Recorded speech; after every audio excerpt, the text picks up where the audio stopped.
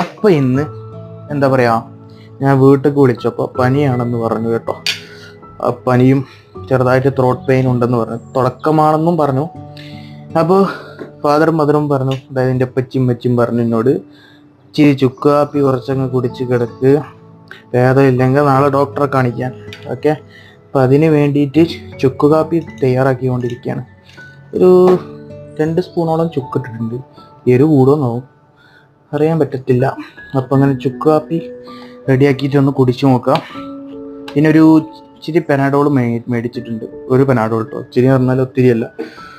അതും കഴിച്ചിട്ട് ഇന്നൊന്ന് കിടന്നു നോക്കാം. ഭേദമില്ലെങ്കിൽ നാളെ ഒന്ന് ഹോസ്പിറ്റലിൽ പോയി നോക്കണം ഗായ്സ്. അപ്പം എന്താ പറയുക, ചുക്ക് ഇങ്ങനെ തിളക്കാൻ തുടങ്ങിയിട്ടില്ല, ചൂടാവാൻ തുടങ്ങിയിട്ടുണ്ട്. ഇപ്പം തിളക്കും കേട്ടോ. അപ്പോൾ അത് കുടിച്ചിട്ട് കിടക്കാം, ക്ലാസ്സിലോട്ട് വയ്ക്കാം.